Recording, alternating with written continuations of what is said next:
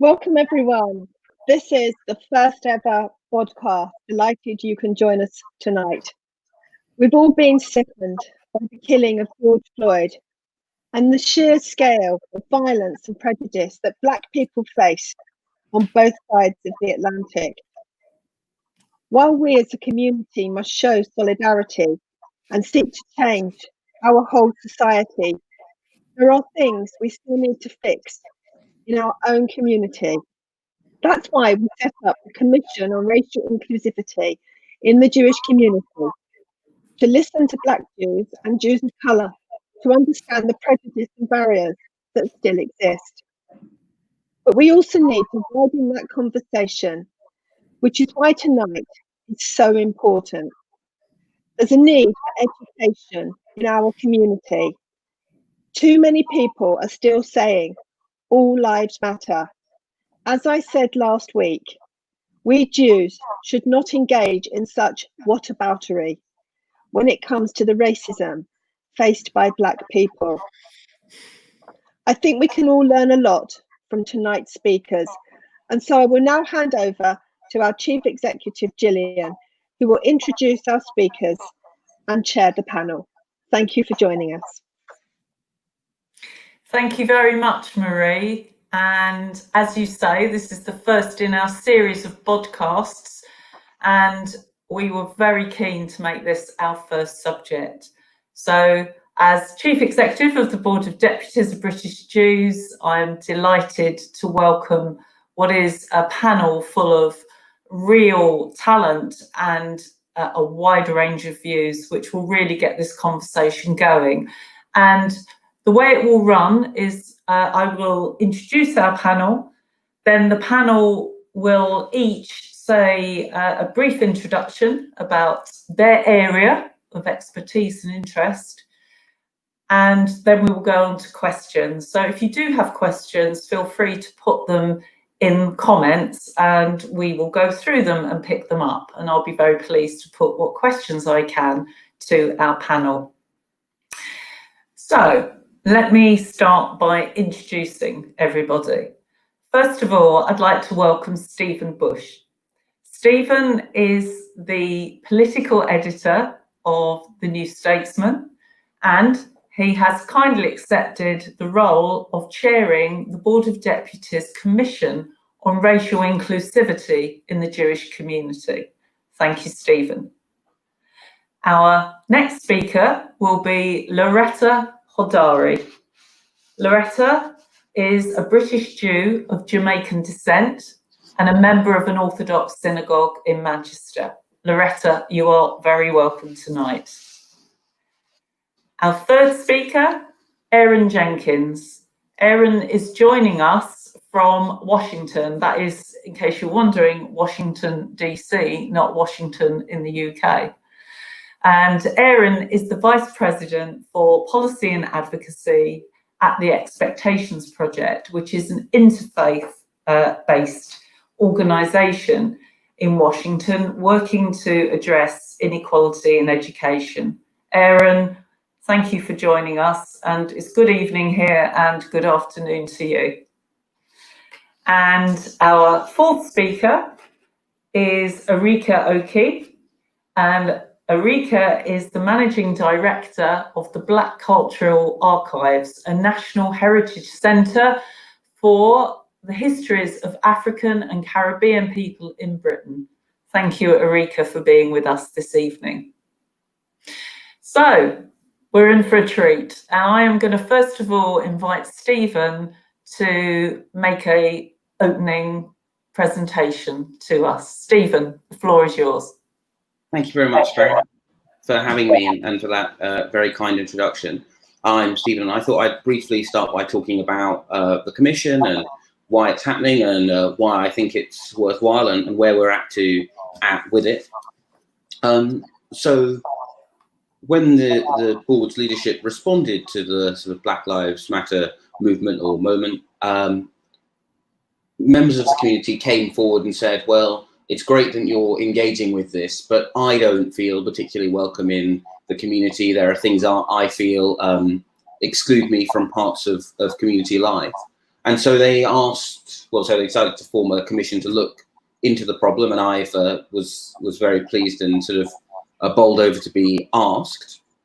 And yeah, kind of we're at the very early stages of evidence gathering, so we're kind of looking into sort of everything. But I want to talk about one particular story that I think sums up why it's important, which is in our first evidence gathering session, kind of when we met to discuss the reference.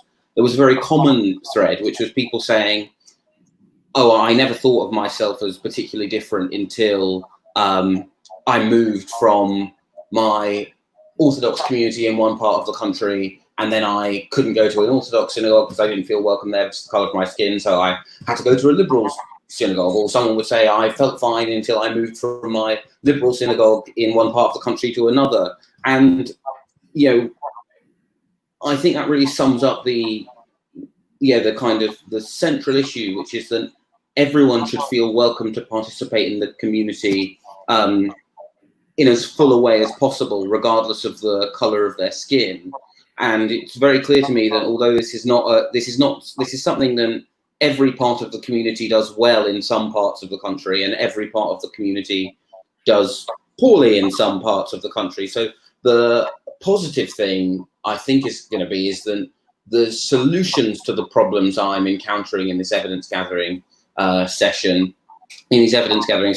will be found somewhere else within the community. But I think that to me kind of sums up why it's so important. I think the other kind of thing, to talk a little bit about my own experiences, because I think since I've been asked to chair this commission, people have asked me a lot about my own experiences of this issue, and I'm sort of happy to report that I personally have none, which I think is helpful because it means I come to it with an entirely open mind. But I think I do have what I think is a very common experience, and I think it's been a sadly very common experience, particularly over the last 5 years, of being someone who 5 years ago I would have said, if you'd said, "Oh, are you Jewish?" I'd say, "Oh, no, not of course not." As a teenager, I once said in a very kind of, deeply self-involved way, I said, "Oh, well, I'm Jewish influenced, sure, I might go to a Passover Seder, or we'll all go down to Simchat Torah, or we'll go for the High Holy Days, but that's a thing that my grandfather does. It's not my it's my heritage. It's not who I am." And the things which really changed that were shortly after he died, finding myself unable to vote for Ken Livingstone, unable to vote against Boris Johnson in a meaningful way in 2012 because of the things Ken Livingstone was saying and how they made me feel. And then realizing over the course of the Corbyn years that I didn't just feel aggrieved by what was happening in the Labour Party from an anti-racist perspective, but I felt personally hurt by it. I think actually weirdly, the moment when I moved from going, I have Jewish heritage, may even have been at a house party when someone was pontificating about it, and I kind of went, "F you, I'm Jewish." And I very much feel that, and one of the kind of interesting bits of testimony I've had is people who feel culturally in that position I felt 5 years ago, who don't feel they can re-enter the community. And I very much want this to be a commission for people like that, but also for people who are, 4th, 5th, 6th generation Orthodox. So that's basically where I'm coming from and why I think it's an important piece of work. And I'm very grateful to be asked by the board to look into it. Stephen, thank you. I'm actually going to ask you a little question following on from what you said. Can you tell us how you felt when we approached you to chair this commission? To be honest, I was really very shocked. Because I guess my overwhelming feeling at first was, gosh, I'm not sure if I'm black enough to do this, and I'm really not sure if I'm Jewish enough to do this, because I'm mixed race. I didn't go to the type of school where someone who looked like me would be black, and I'm, as I say, I'm not observant. But I kind of thought about it, and I thought about, again, the very difficult political leadership I had seen the board demonstrate over the last 5 years. And I thought, well, if they think that I'm able to do this, I'm going to put my trust in them. I think it's important to get right. And so, but I was, very, very pleased, but kind of completely shocked. I really would not have thought in 1,000 years I would be asked. So I was very moved as well. Good to hear that. Anyway, all things can happen with the Board of Deputies, Stephen. Thank you very much for your opening remarks. which actually very nicely segue towards Loretta. And Loretta, I hope you'll be able to tell us, perhaps develop, I'm sure, what Stephen was talking about on a more local level, about how it is for you. So Loretta. Okay, hi. Hi everyone, thanks very much. Very happy to be here. Had it not been for this Stephen Lawrence, that's another one. Had it not been for George Floyd, I don't think I'd be speaking up. I don't think I'd have anything to say. I'm very comfortable in my community. I'm a very, very valued member of my community. I'm very involved in my synagogue. My husband and I travel widely, and the first thing we do is to try and find out the nearest Jewish organization, the nearest shul if we want it on Shabbat, and the nearest place where we can eat. So being an Orthodox Jew is such a essential, it's all I am.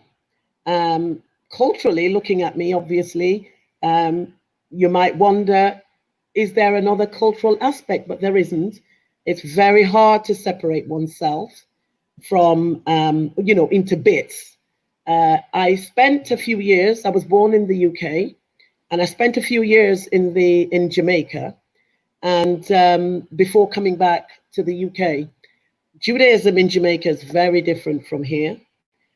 The white Jew, the black Jew, they have a very, very strong bond of being Jamaican first.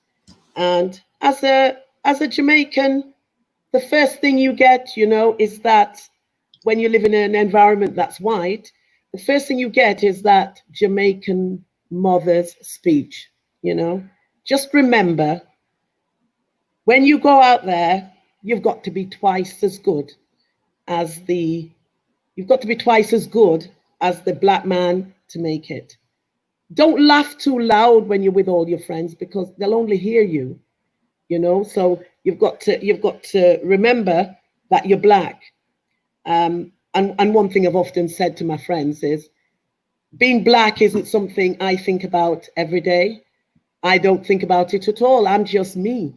So much is invested in my name and who I am. And I don't see my color, but obviously I'm aware in my community that when others see me, I can remember that I'm black. Sometimes you can see the reaction, you can see slight things, because you become very experienced as a black person about picking up on these things. And so in terms of talking about my experience in Manchester, I think the thing to say is that I'm extremely lucky. I've had every black Jew might feel like this. I've had a very nice time in my community. And I do struggle to find negative experiences, but they are there. And it just was very, very shocking to hear that so many black Jews are disengaging with Judaism because they feel that it's such an unpleasant experience to get into a shul, for instance. And I can say that my very first time trying to get in a shul, it was right next door to a Seventh-day Adventist shul, Seventh-day Adventist church, and the shul was next door to it. And as I turned up at the door, I was asked, have you made a mistake? Should you not be going next door? Obviously, I then had to, obviously wasn't expecting a black person to turn up as a Jew. And that's become a bit of a conversation in the community, because there were people that remember it. That was 27 years ago. So it's a very long time ago. I remember going also to another synagogue where I was asked to repeat the Shema at the door. And I just remembered that I could see that he wasn't a religious Jew. So I asked him to repeat the first part, and then I would take it from there and do the second and the third part.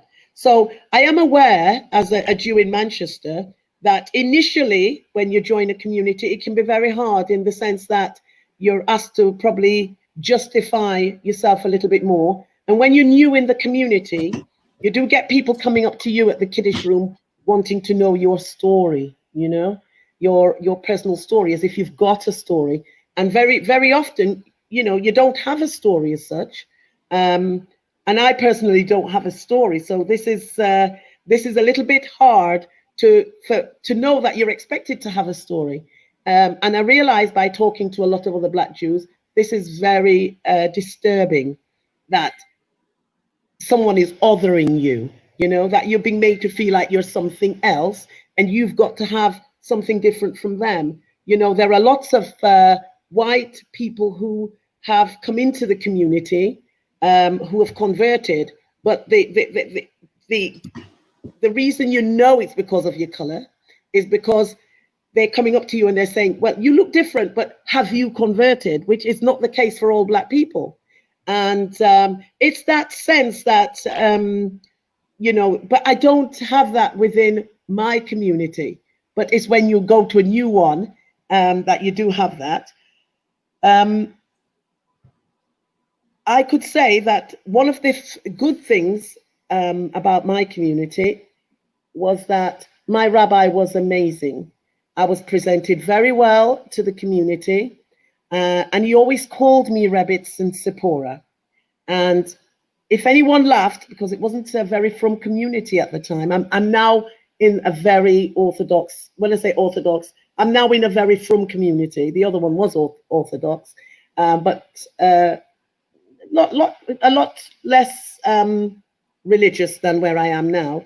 And some people would laugh when he said, you know, Rebitz and Sephora, and he would explain how serious he was.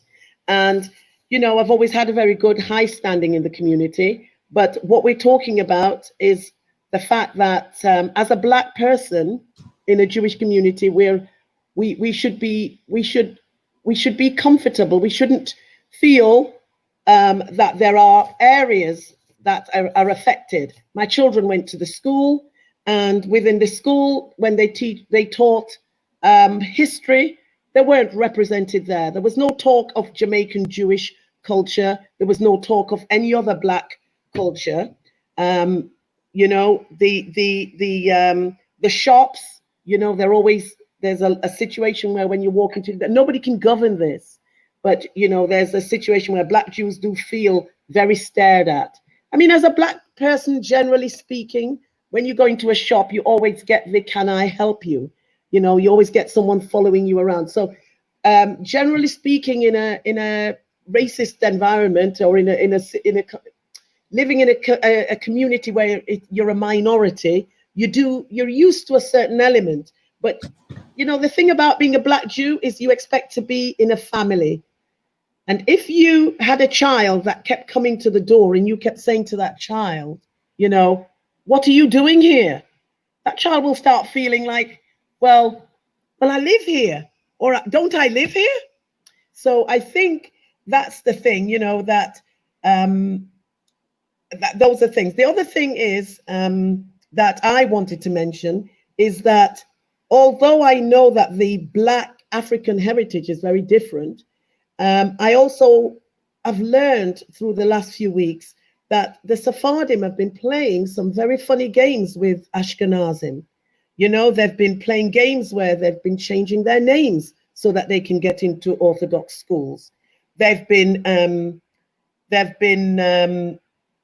sidelined for many years, but there's somewhere where they're trying so desperately to fit in that they're playing the game. And I think with George Floyd's death, we have to change this with education, and we have to change this with no longer tolerating the fact that aspects of the community, because you're darker, because you're Black, well, it starts with different shades maybe, that you don't feel that your aspect of Judaism is as valid as the Ashkenazi take on it. So I think this is something that I believe also my friends are telling me, that when it comes to Shadchanim, that, you know, it's a very insular community anyway, and people want to just marry in a very narrow area.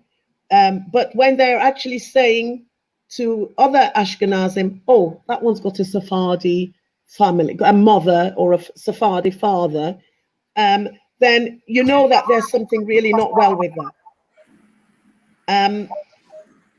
Those things kind of really bother me, that there is an underlying, sorry, I'm having a bit of an echo there. There's an underlying, is that you? You're doing great, but it'd be even better if you could bring your comments to a close. To an end. And basically, I know that I was very welcomed in my community, and I think the way forward is obviously to have that welcoming, to sit very well with, having a very good introduction into the community. I'll leave it at that, and I'm sure I'll get opportunity to expand later. Sorry. I have every confidence you're going to have an opportunity later. But thank you very much, Loretta, because that allows us to move to the other side of the pond to speak to Aaron, who will tell us about his experience stateside. Aaron, you're very welcome. It's a pleasure to be here, and I want to thank the Board of Directors of British Jews and my colleagues who have spoken already. I am across the pond. It's been announced. My name is Aaron Jenkins, and there is a Nigerian quote that comes to mind when I think of the discussion of the treatment of African Americans in America, the idea of allyship of our Jewish brothers and sisters, whether in America and abroad. And it goes like this: it takes a village to raise a child. And many people have probably heard this adage before. It's important because ideally it articulates that it takes a lot of people, a community of people, to interact with children and to help them grow in a safe and healthy environment. When I was growing up, I had that community. And I think when we look at police brutality and those questions and police violence against Black Americans specifically, it reminds me of an addition to that quote that I heard from Susan Taylor, an African-American woman who is distinguished for many reasons, was the editor of Essence Magazine, an African-American periodical in the States. And I heard her speak, and she added to that adage by saying, but if the children are not taken care of, they will burn down the village to feel its warmth. And what's happened in America due to issues of racism, prejudice, discrimination, state-sanctioned oppression, is that the village is on fire, and that the George Floyd killing, the killing of George Perry Floyd, a 46-year-old man who, when he produced a supposed counterfeit $20 bill to pay for an item, for a police officer to put his knee on his neck for 8 minutes and 46 seconds, is an example of the village being on fire. It took 4 days between May 25th, when the crime took place, his death, which was caught on video, and by another human being, by an officer, for charges to come and for an arrest to happen. So the village was on fire. And what we know is that that wasn't the only fire. That wasn't the only incident. That was the incident that caught national attention, that went viral, that caught people's attention who weren't plugged in. But for the over 40 million African Americans in America, they are very familiar of those incidents. When I asked friends as I was preparing for this talk what to share, one friend said, I am tired. I am tired of looking at the national news, the international news, and seeing my village on fire, of seeing people that could be my uncle, my friend, my father. And in the case of Breonna Taylor, a woman who was killed in her home by police officers who remain largely uncharged for that crime, that these incidents continuously happen. And often people will say, stop, wait until things get better. Don't do this. And the issue is that when there's a fire, it's an emergency and you work to put the fire out. And the problem is that emergencies within our country and across the world tend to be emergencies when white people think they are, and not when Black people are suffering. So what has really brought us together here is that if the village is on fire, who will help put it out, right? Who will take the time to say, I will smell like smoke, I will get a bucket of water. I don't have to announce my allyship. I don't have to have it qualified. I see the fire, and whatever way I can help to put that fire out, that is what I will do. Now, there are a lot of ways to put the fire out, and people often ask, well, what can I do? And when I think of the Black and Jewish relationship, particularly here in America, the reason I know about it at all, as the only non-Jewish person here, not the only, but one of the few, is through a program that I did when I was in high school and an organization I worked for in my adult years called Operation Understanding DC. It's a NGO that's been around for over 25 years that brings together African American and Jewish high school students to learn about each other's shared history, heritage, and culture, with the express goal of eradicating racism, discrimination, anti-Semitism in all of its forms.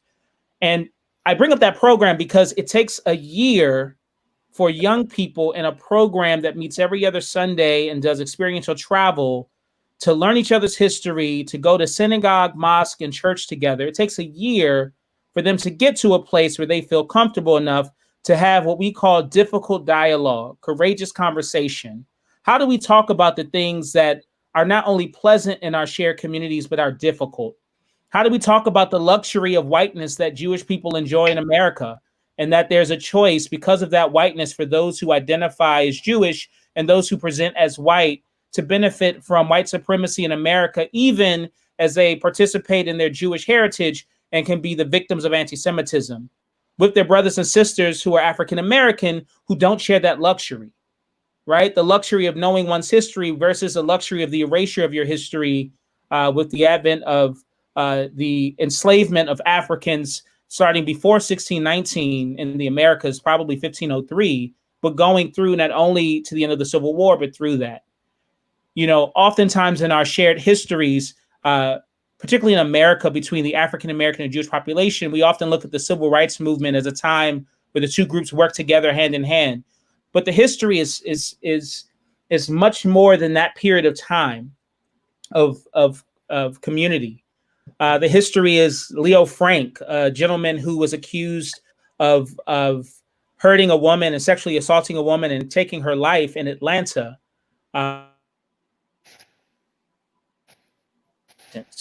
At the testimony of a Black man, right?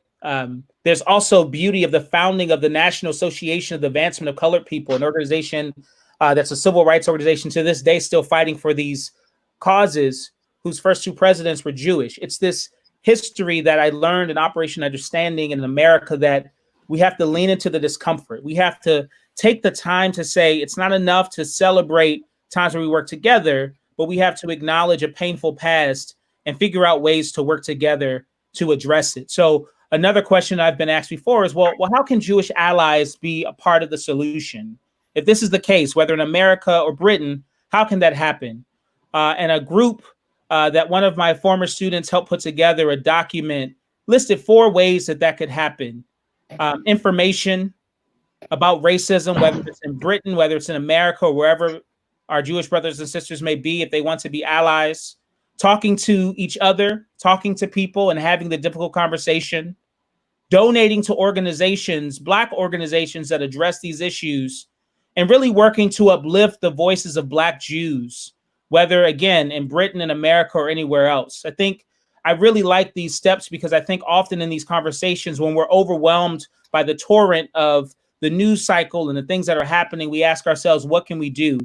And if I can close on this thought, one of the speakers for my organization, when I took young people through the Deep South in America to speak to them, Rabbi Micah Greenstein shared 18 words that he used to encourage our young people to take action wherever they were.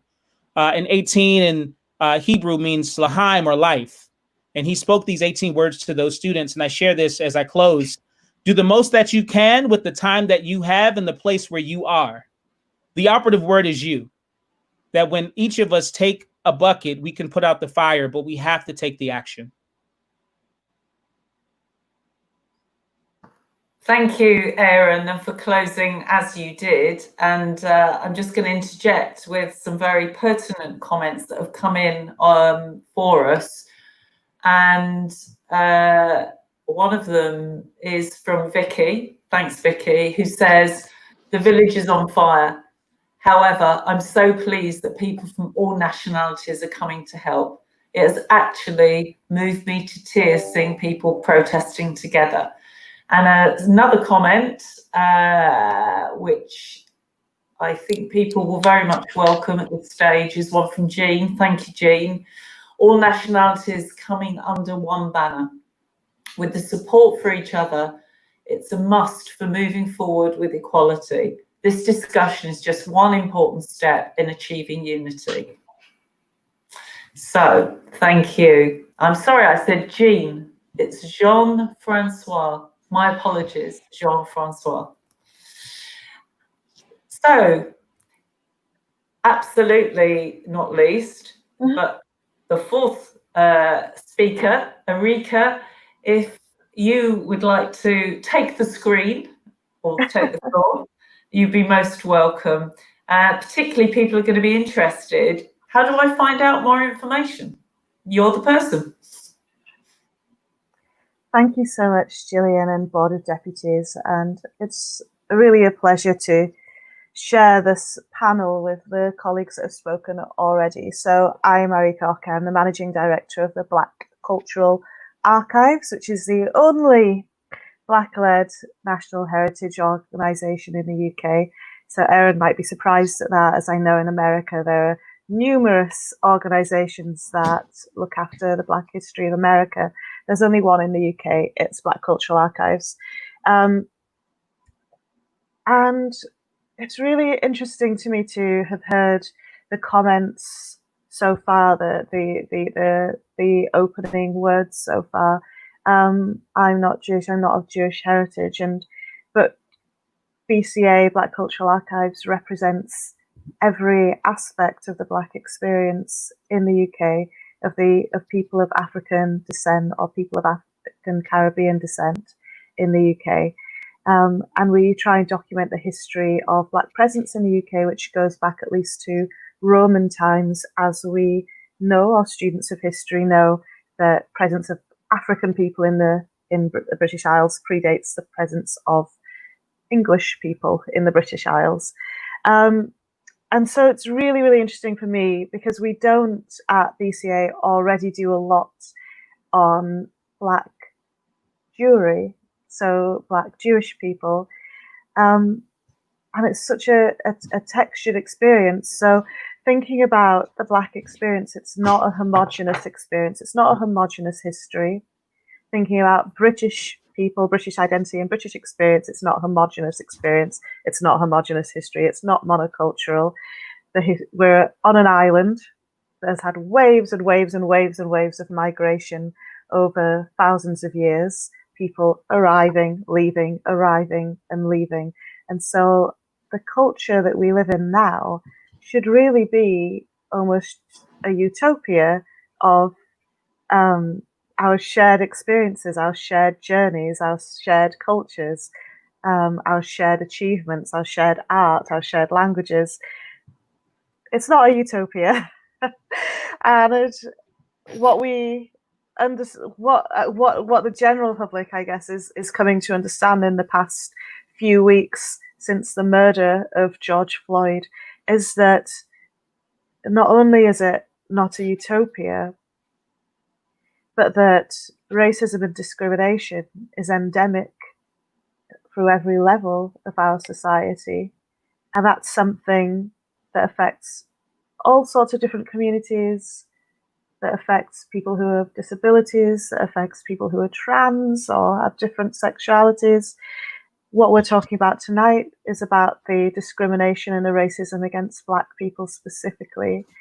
And I think that when George Floyd was killed, his words, "I can't breathe," really struck very deeply into the hearts of Black communities all around the world, and also First Nation communities all around the world, because that's what it feels like to be living in a racist society, especially in a society that doesn't consider itself racist and doesn't understand why it's racist.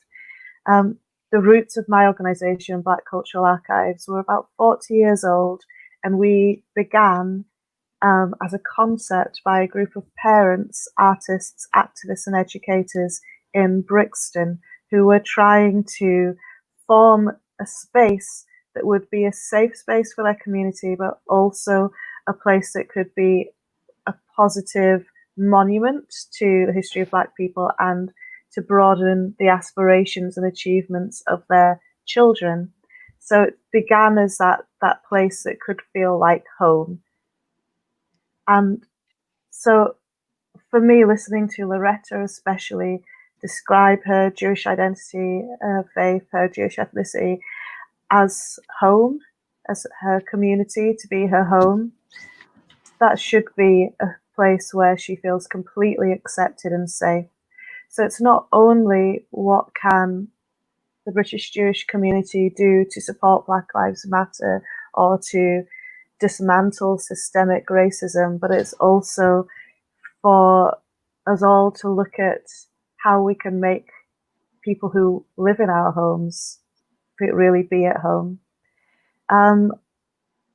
Just before I came on the podcast today, I just checked the news about the Leicester lockdown, the new lockdown in Leicester that's happened as a result of a surge in COVID-19 cases. And I was really dismayed to see that the reporting of it on the BBC website, first of all, talked about the ethnic diverse communities of Leicester and saying that that seems to be the epicenter and that these are hotspots, and it's because these people live in multi-generational households and are densely populated, and that's where the surge is coming from. And then it goes on in the same article to say, but health experts don't think that's the case. So, I mean, I think that really upsettingly tonight shows that even while we've all been having these conversations about how we're not going to be racist anymore, how we're going to be actively anti-racist, an article like that could still be written and pass through editorial control, where it's essentially suggesting that Leicester's been locked down because of the diverse communities. It's pretty terrible. And as you might know, some of you watching this, that we're still going through trying to right the wrongs of the Windrush scandal, in which majority of people affected by it are of Caribbean descent. The majority of people affected by it were invited to come as British citizens to Britain just after the Second World War to rebuild Britain. The Windrush generation, the Windrush period is the same age as the NHS. It's just, I think it might be the same age as the Arts Council. All of these things that came out after the Second World War, the Windrush period was part of that. And when they arrived as British citizens, it was natural and normal in that time for British citizens from around the empire to be able to settle in Britain. But when they arrived, the new piece of legislation came in to enshrine that right. And then over the years, successive pieces of legislation begin to strip away those privileges for people who are already British citizens, and in a way that disproportionately affected people who were Black or brown. And that's what led to the Windrush scandal, in which people who are British citizens were being unlawfully deported at the admission of the government.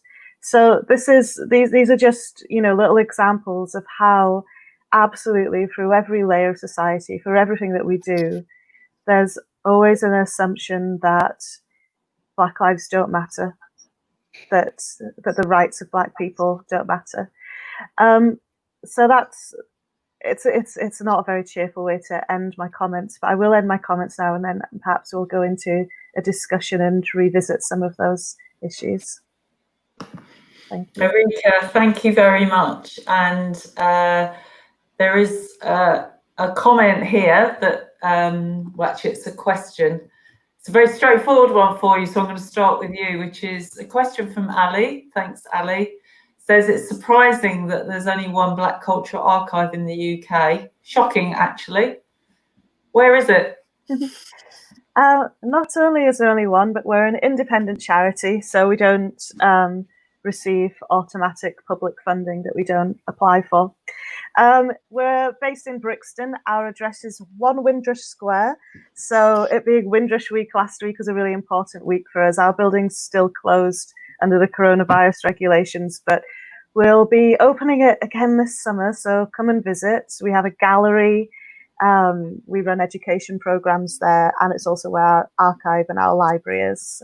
So yeah, come and visit 1 Windrush Square in Brixton. Great address, great advert. Mm-hmm. Thank you.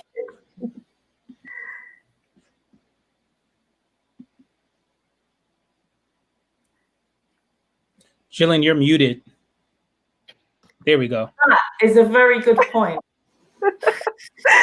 You are on it, Aaron. Thank you. I'm going to go on to the questions, and thanks everyone for the questions that you have sent. And I'm going to start with a question from Amos. Thank you very much, Amos, who asked, and I'm going to turn to Stephen to first comment, by the way, so a bit of warning. Question is, how will our communities look and feel in 5 years if the Board of Deputies Commission on Racial Inclusivity and similar initiatives succeed? Stephen, how's it going to look? Well, with the disclaimer that I'm very early on, and it may be that the evidence we get later means that my perception of what the big problems are, I'll look back and go, oh God, I was naive and stupid back then. But I think the two big changes I think that I would hope to see is then some places will lose some of their Black British Jews, some of their Yemeni Jews, some of their et cetera, right? Because people who had been raised in a, whether they've been raised in a Reform synagogue, a liberal synagogue, or an Orthodox synagogue, and they'd had to choose a different one when they moved to another part of the country, would feel they could return to the place they were most comfortable with for perspectives other than to do with the color of their skin. So I think that would be one of the, kind of in an odd way, one of the signs of success would be if some places would be to lose some of their members of some of their ethnic minority members. The other kind of big change, because I think, and this is I think really important to emphasize, is that one of the overarching problems in the testimony I've received thus far across all of the different hues of British Jewry is people who feel that they face a great deal of curiosity, which can be exhausting, and then their own story is not told in synagogues, in our schools, etc., etc. And I think, but also the reason why there is that curiosity is people have a hunger to know more about other diasporas. They have a hunger to know more about Jamaican Jews. They have a hunger to know more about Ethiopian Jews, a hunger to know more about Mizrahi Jews. And I think one of the ways that our community spaces will look and feel different will be not just in terms of what's taught in schools, but people will have more opportunities to have those questions asked and answered in our spaces. Because a lot of, and I understand why people feel exhausted to have to explain why they've come somewhere, but that is a sort of, it's a legitimate question, and it's a question that comes mostly from a place of joy and respect. So those are kind of, I think, two of the things I would hope would have changed at the end of 5 years.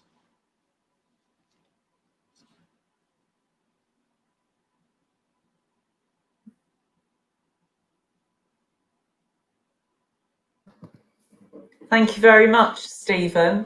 I'm just going to ask if any of the panel would like to add. They don't need to, because I've got plenty of questions, but if you just want to give me the nod, you're very welcome to add if you wish, or I can go on to another question.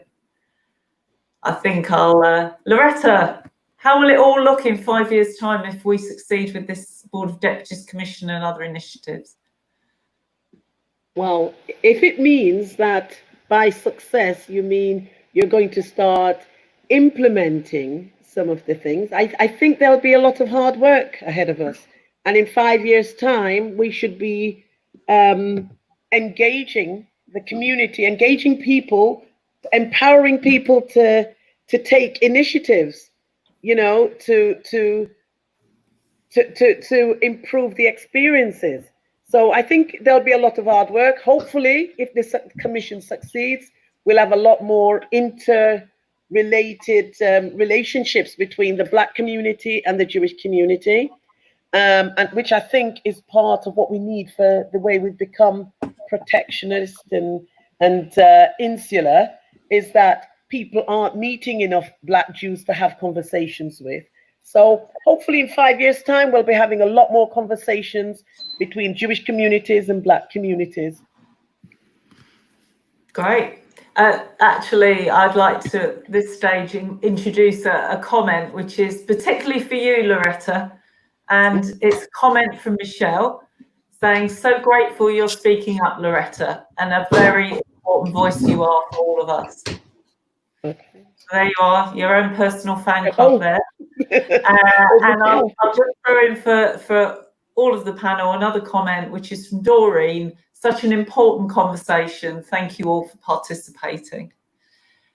Aaron, do you want to add to how you think it might look in 5 years' time if we succeed in our efforts at the moment with the Board of Deputies Commission and other things?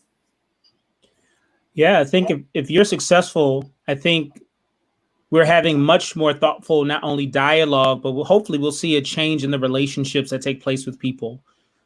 As Stephen was speaking, and that idea that when you traverse the country and you have a different experience, I think success looks like people having the difficult conversations that we often don't have. And as I was talking about earlier, leaning to some of the tensions that we're talking about.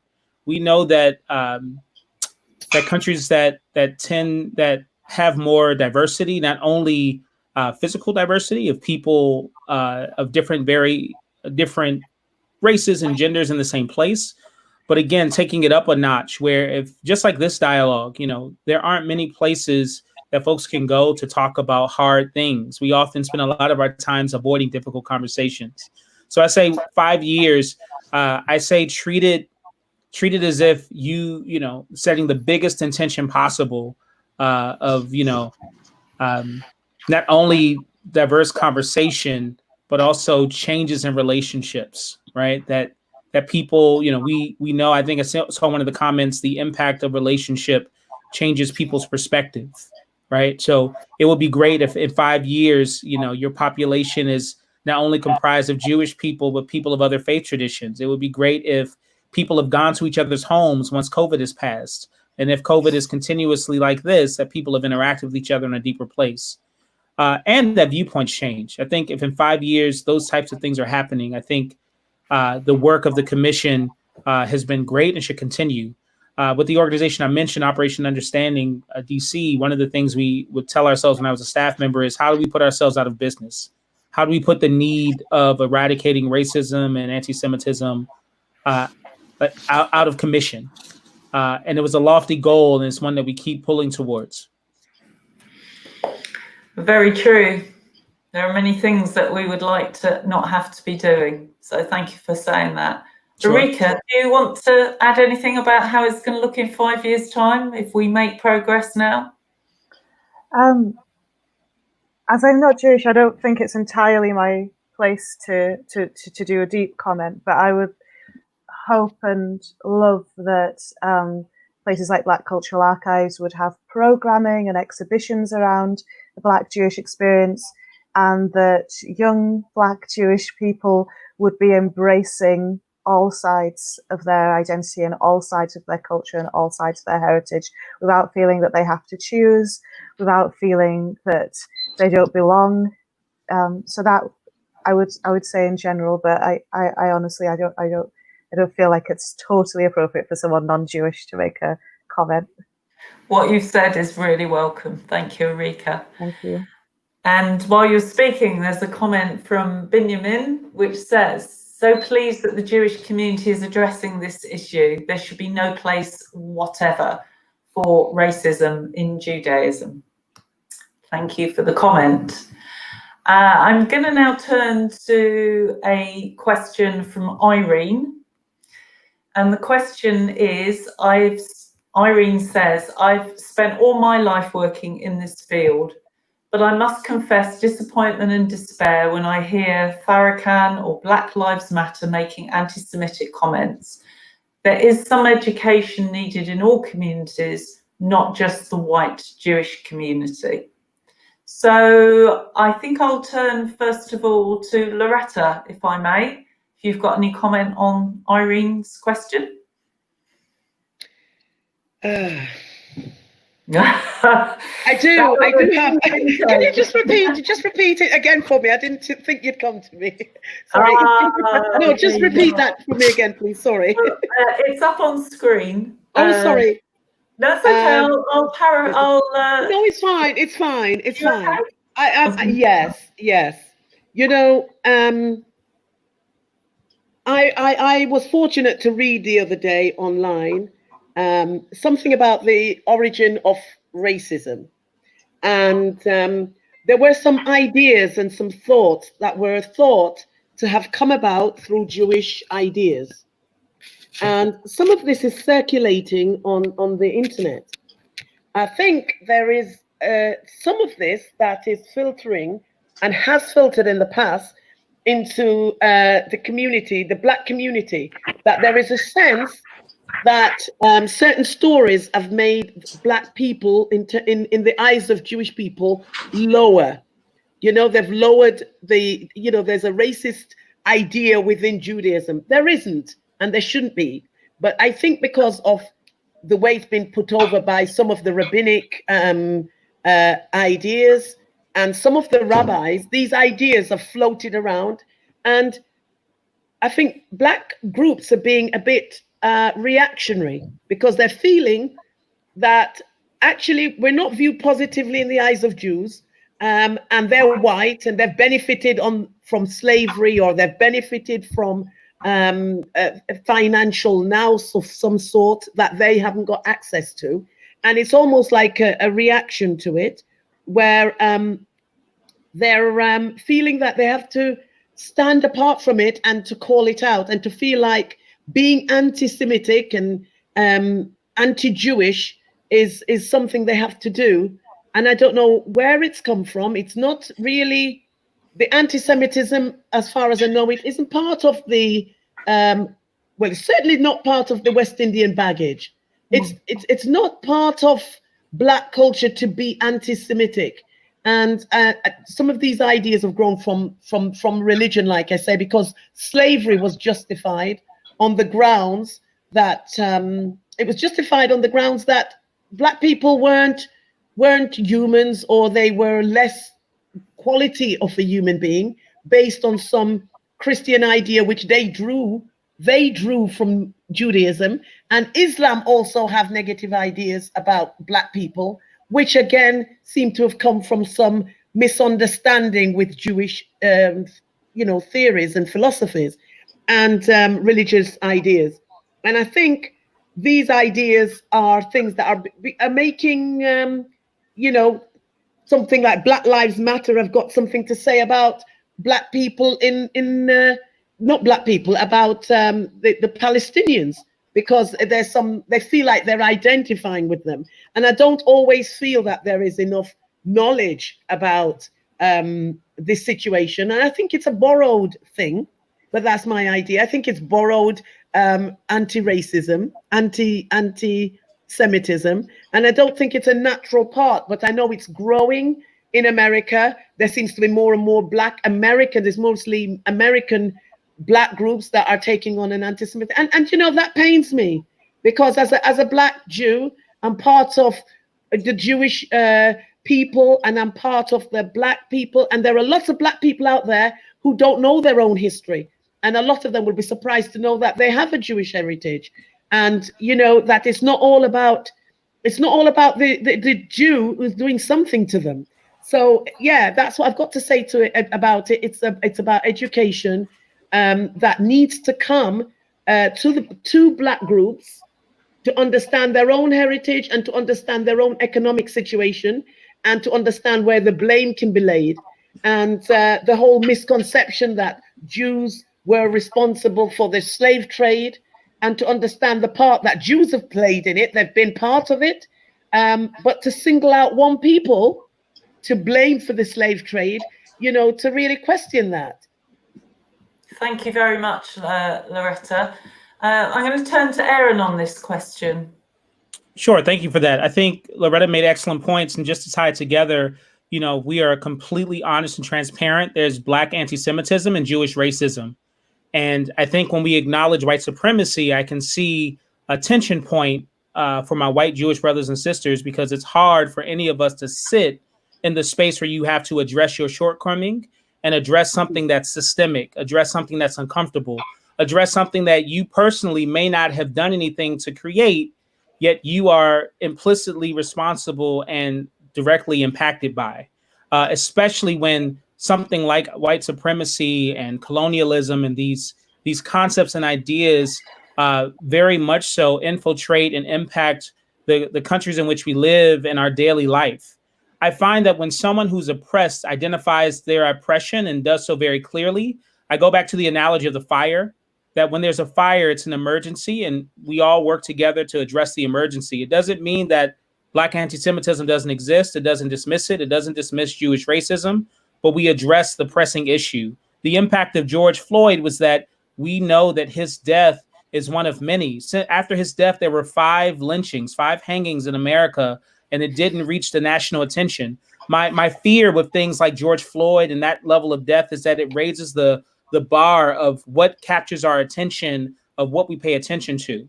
So what the protests are doing is that they're continuing putting this in front of the public eye. The 54 African nations that told the United Nations Human Rights Council that they should have a hearing on police violence in America. We're attempting to address the systemic problem that is right in front of us. And I think that we can do both work, but I would encourage the person who said that not to stop with the words of people who express anti-Semitism unless we're doing the inner work of addressing white supremacy and, again, addressing the emergency. That's the focus. Thank you, Aaron. Arike, I'm going to come to you. You might want to particularly point, you can pick up on anything, but Loretta made a particular point on the need for education throughout. And I thought that might be something we might like to hear from you about. Absolutely. I'm always really, really, really shocked and disappointed when people start to believe and reference and take in conspiracy theories and start to recycle them in their own words. It's incredibly dispiriting with all the work that we're all doing to achieve equity. Education is something that BCA is founded on. As I said, we're founded by a group of educators. We're an educational charity. We are committed to actions such as including Black history and the history of empire and colonialism in the curriculum. With the Windrush issue, that was an issue of empire. We can't start to understand what's going on if we don't understand the past. And often conspiracy theories and weird misreadings of history start to come from not having a foundational shared education or a shared understanding of what happened in the past. It comes from omissions in history. It comes from erasures from history. And I know for sure that Jewish history has suffered erasures and omissions in the Western world, possibly beyond the Western world. And it's certainly the case that Black history has been erased from British history numerous times. And so I can only imagine that some of these issues are really coming from a lack of education. And it's not that Black people have access to a more rarefied education than anyone else. It's we're all going through the same education system and being subject to the same unequal access to information. So yeah, education is absolutely key, and the foundation from which we can actually build the future. Thank you very much for that. Stephen? Well, yes, I mean, I completely agree that yeah, I mean, ultimately, one of the things that is already very clear in this very early stage of the commission is that behaviours that make people feel unwelcome or uneasy in the community do not have a colour bar. So to take an example of a phone conversation I had in which someone said that, you know, one of the things that they had found painful is they were talking about this commission with someone who, so all three of them in this conversation had skin colour like mine. But they'd had this conversation and they'd said, well, you know, the big issue is going to be all of the barriers we faced when we were converted. And this person said, well, I was very upset about that because they said, well, I haven't converted. Hundreds of generations in my family. And that was an assumption which made them feel uncomfortable in the community from another Black British Jew. Yeah, we all live in a flawed society and we all imbibe its flaws. So we all will always need to be self-improving and educating. I think Marie has shown incredible leadership on this issue. In that one of the difficulties we have is that this is a moment of extreme pain, concern, and anger. If you are Black and I'm one deeply horrified by that video. But if you are Black and Jewish in particular, it's sharpened by the fact that the official Twitter account in the UK, to the extent that Black Lives Matter is something which has an official Twitter presence in the UK, says things that are deeply painful to you as a Jewish person. And I think she's exactly judged it right by saying, well, look, I'm going to continue to engage in the real issues of disadvantage that Black British people think, and I'm not going to allow myself to be distracted by these anti-Semitic comments while explaining very clearly and eloquently what was wrong with them. And I think that was a model for all of us to follow, and certainly the one I'm trying to follow myself is the example she set. Thank you, Stephen. And that's a good way, Stephen, to go actually to our next question, which is a question from Louis. Thanks, Louis. Louis says that she's curious as to whether any of the panel might have practical ideas of ways that synagogues could actively try to include Jews of colour more and make them feel more welcome. And that's something certainly that Loretta referred to. So who might like to start first? Erin, in fact, I don't know if you have any experiences you can bring to us from the United States, from what you hear and what you see. You know, I think I agree with the idea of not being a Jewish person of color, but identifying the place where I am, where I'm connecting to my racial piece. I know that I think when programs are being considered, I think one, you just asked a question.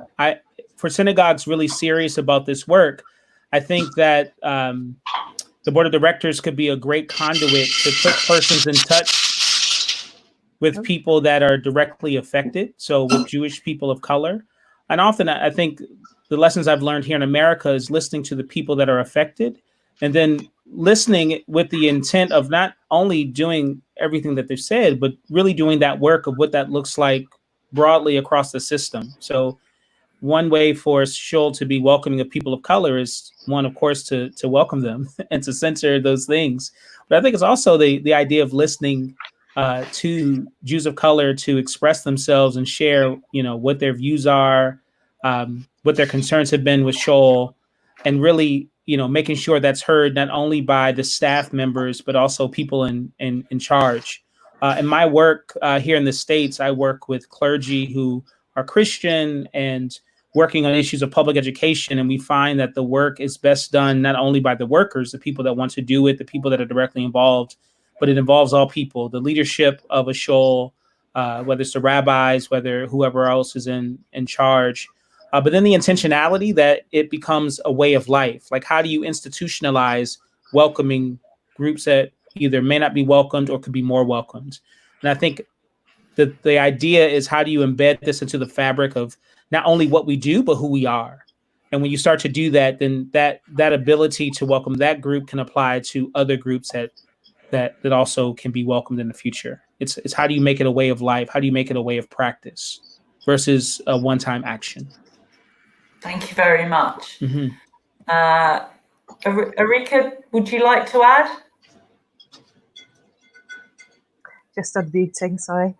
Yeah, I was as Aaron was talking, I was reflecting on the question, and how do you make people welcome, right? Like, it's a question of hospitality, actually. I think it could be as practical as having an open event where people from the local Black community are very specifically, individually invited. I used to work on a project in Birmingham called Connecting Histories, where we it was my first archive project, and I managed to catalogue collections which were really beautiful collections about the Truth and Reconciliation Commission in South Africa, but also a collection, I forget her name now, about there was a collection of a Jewish woman who was a journalist. And while I was cataloguing the collection, the rabbi from one of the synagogues in Birmingham invited me to take a tour, and it was incredible. It was really eye-opening for me, and I think it really changed a lot of things for me, just to be able to even imagine myself in a place like that, and to see behind the doors. So it's perhaps, a bit of a giveaway answer, but I do think just one simple practical action is a hospitality action of really where is your local community that are Black. Invite them specifically, and those individuals in your local community. Thank you very much. Stephen, any thoughts about ways of more actively including Jews of colour in synagogues and making Jews of colour feel more welcome?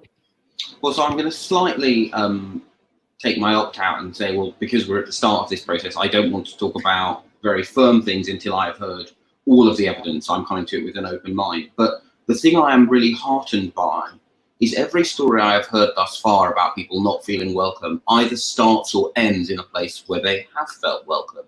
And so they either say, I didn't realize I wasn't welcomed in the shul I grew up in until I moved, and then I went to this place and I was welcome.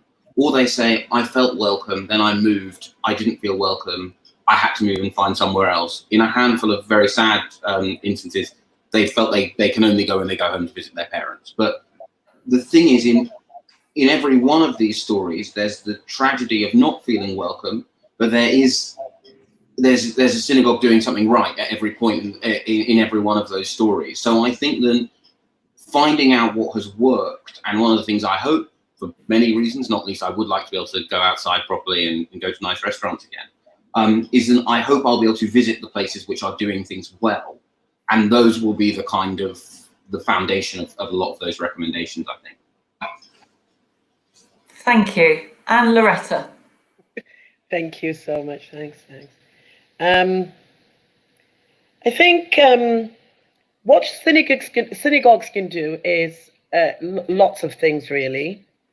I think the first point that a lot of that we most come up against is the first part is security, and we need to make that a place where a Black person can approach a synagogue without a white Jew beside them, without authentication, because very often when I'm with my husband, for instance, even though they would like to interrogate me probably, my husband's there. So it's like a kind of authentication. So a Black person should be able to get into a synagogue. Synagogues have to take steps to make sure that their staff that are doing security are very well trained. Not only are they trained to screen white people, but they're able to understand when a Black Jew in front of them is a Jew. And that's something I'm sure they'll have to do. I think the questioning for Black Jews is a big thing. You have to get your congregants to know how to speak. They have to speak just the same way they speak with any other Jewish person. And if they're curious, they have to build a relationship with that person. You can't start asking someone to tell you your story if you're a stranger. And that goes for anybody. It's just normal conversation. You have to build a relationship. You have to speak to people. You have to say Shabbat Shalom. You have to say, welcome to the synagogue. Lovely to see you. I've never seen you before, maybe. And you have to have a normal conversation. There are lots of programs in a shul, lots of shiurim. And maybe this is a topic that's going to have to go onto those shiurim. You know, I know our Rabbi Portnoy from Hale, actually put on a training program. I don't know how it came about, but as a Black Jew, I felt very, very nice about it. He once did a whole thing about the Ethiopian Jews. And now everyone understands that Ethiopian Jews are Jews and they're Black and they're Jewish.